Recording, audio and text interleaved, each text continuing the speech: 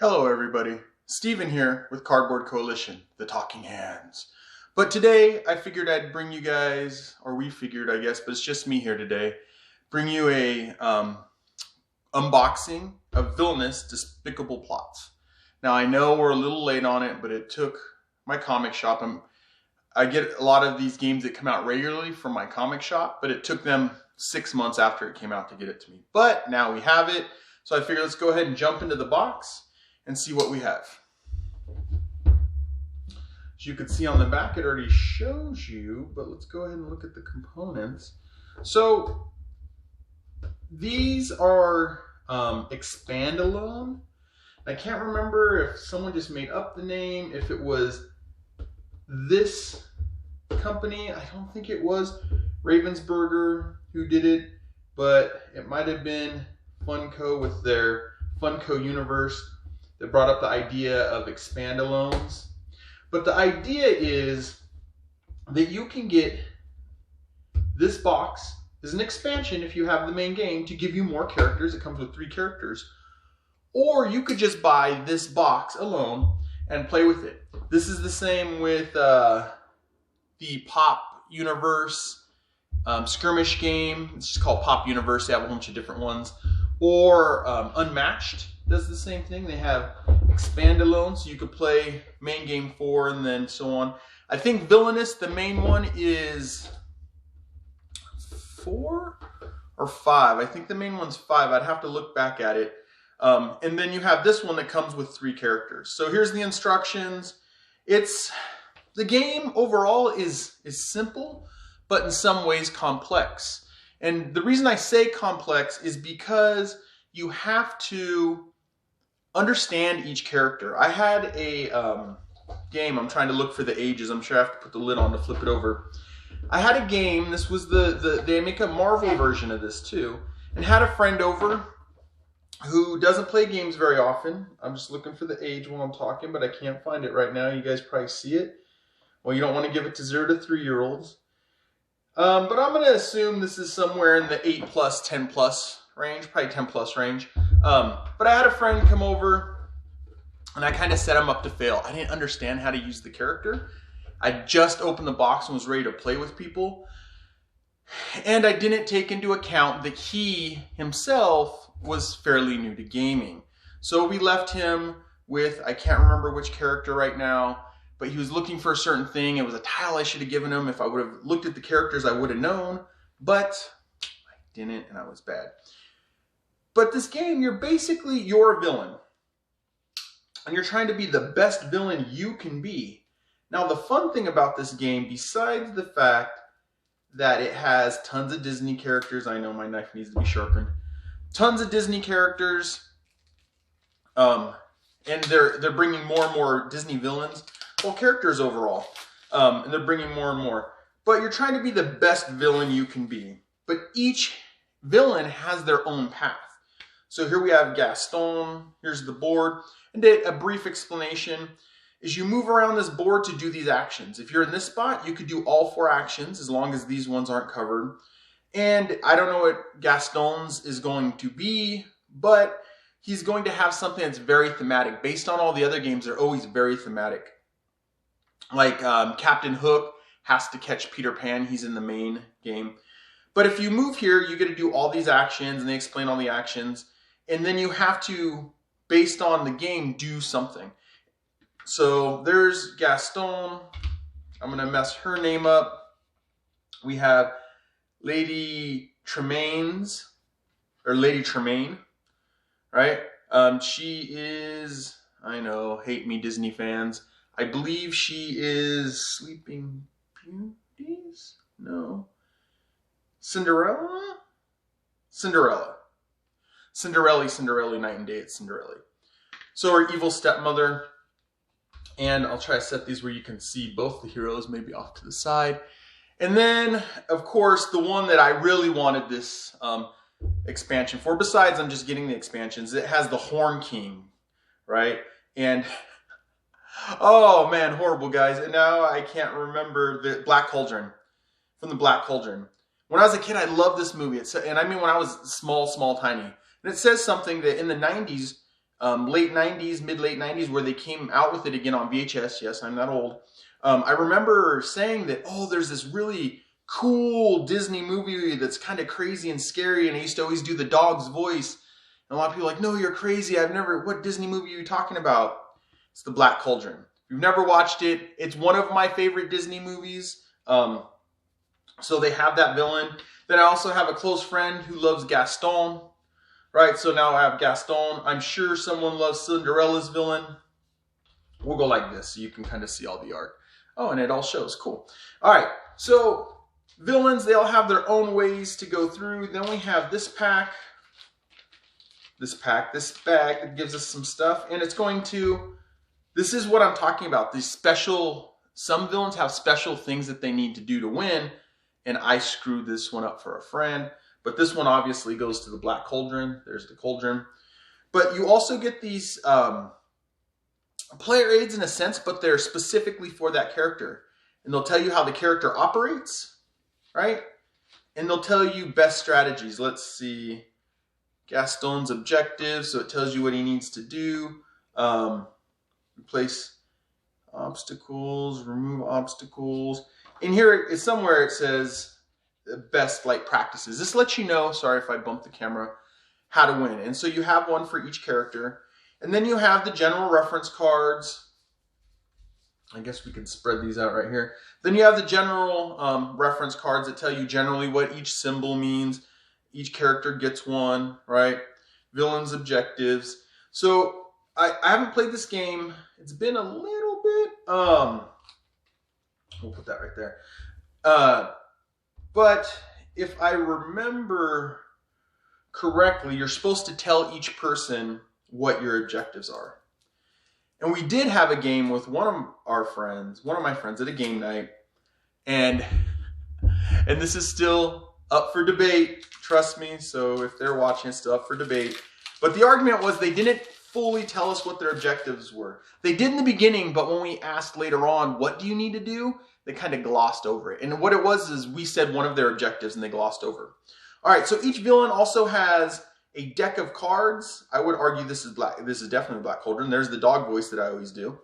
So they have their own deck of cards. And you could tell by the back. These are the hero cards. So how you stop the other villains stop you from doing things is they pull cards from your hero deck and they it mixes up your game. It messes things up. So there's people you have to beat and stuff.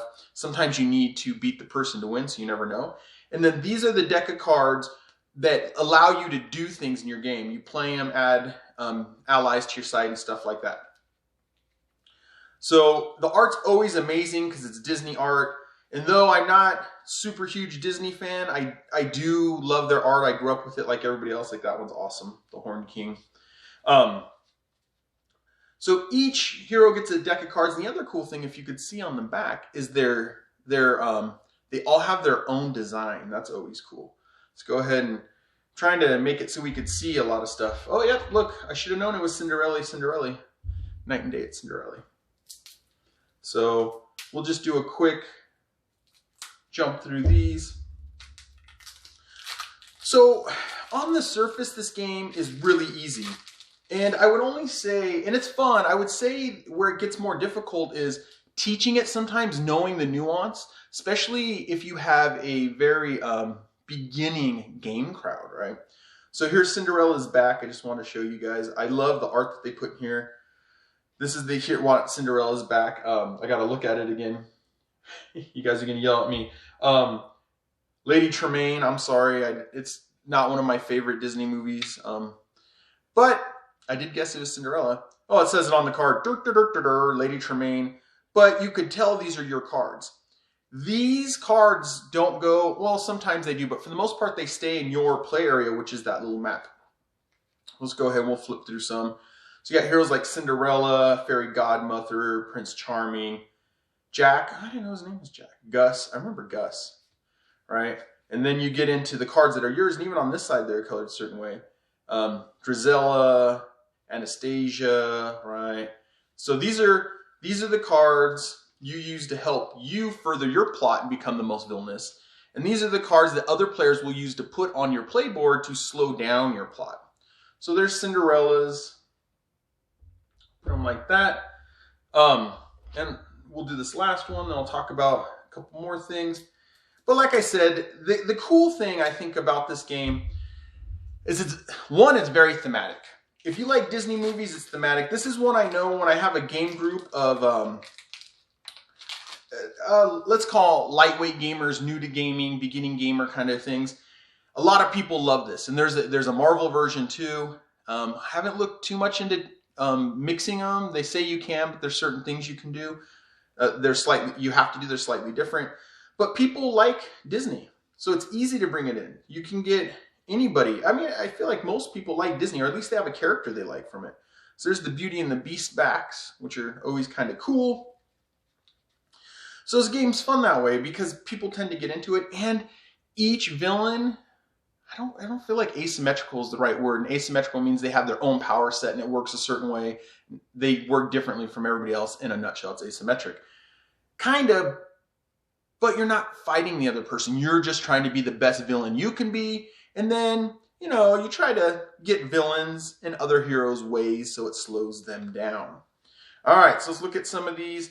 Gaston, right? His antagonists. So you have Belle, you have Merci, I don't remember. There's Beast, Lemire, I'm probably saying I'm wrong, Cogsworth, right? Miss Potts and Chip, right? So you have these things that slow down your progress, they impede your progress. And then you also have Le Faux. I know if you guys, I'm screwing it up, but you guys are like, you should have known, right? So you have these people that help you. Oh, wolves, I like wolves. All right, so you have wolves and stuff. So your deck to help you achieve your villainous plot, and your deck that slows you down at the heroes and stuff. All right, we'll go ahead and bump them over like that. Ooh. There we go. We got most of it. All right, so next, what we have here is power tokens, and a couple other things in here. There's some locks, so maybe I'll show you guys this a little bit. Some characters have, just pulling the extra stuff out, not the power tokens. Oh, there's another little thing here. I don't exactly know what it is. Oh, there's another one if you guys can see. Let's see. I'm going to try to grab some of this stuff out really quick. But each player plays differently, and there's extra things that you collect or don't collect and things like that. But these are power tokens. You collect these up to be able to spend, to do certain things. And in the end, you want to achieve your plot, right? And some people, like King John in the base set, his plot is to have the most power tokens.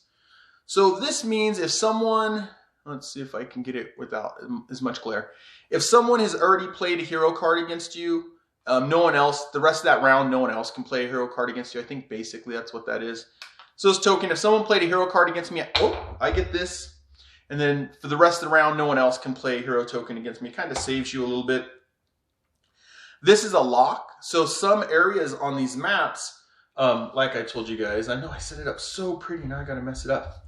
So some of these guys, you might have a locked area like that. And you're gonna have to do something to unlock that. And that's where the game gets a little more, not difficult, but there's more to explain because each character is different.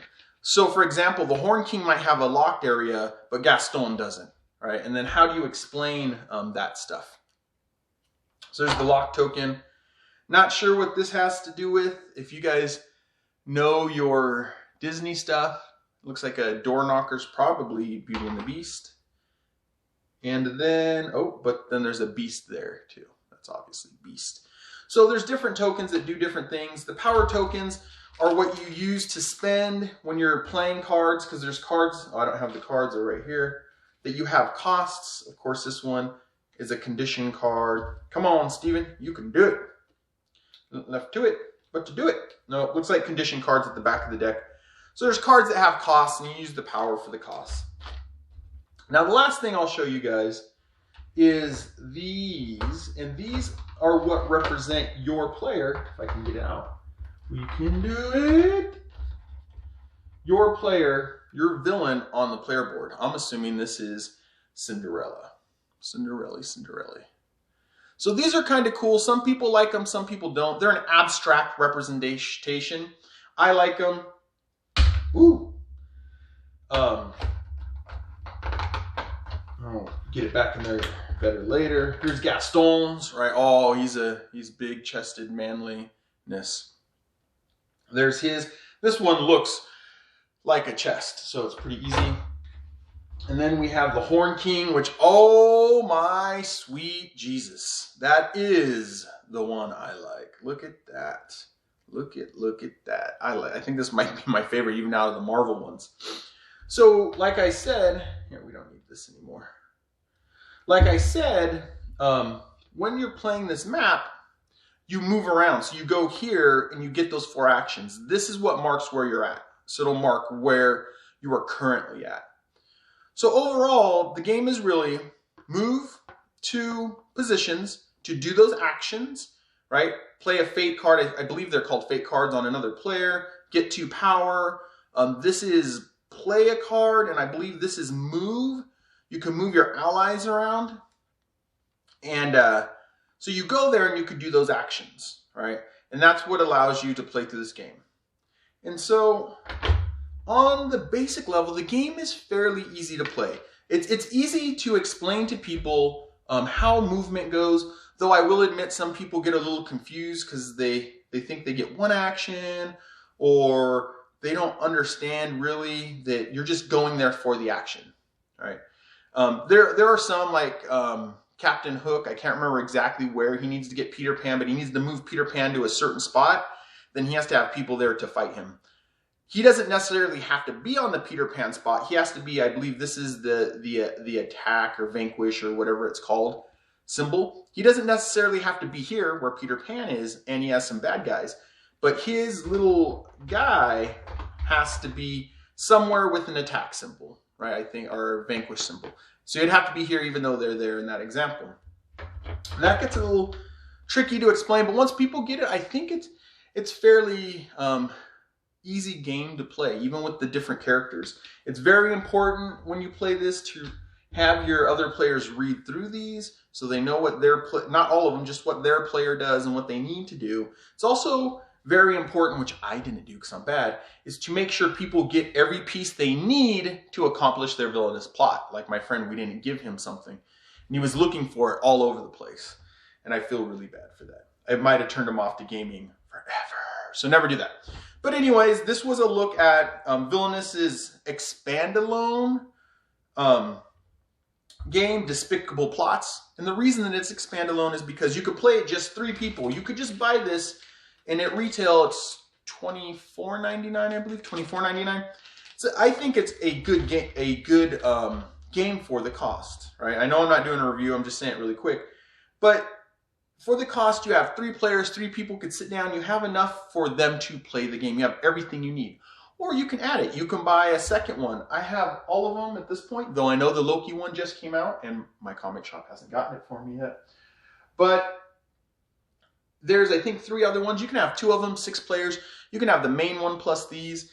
So they're fun. I enjoy this. You can get a small version, not pay a lot of money and see if you like it, or you can get the full game kind of thing. So that is the unboxing for Disney's Villainous Despicable Plots. I hope you guys enjoyed. I'm Steven with Cardboard Coalition. See you later, everybody. Bye.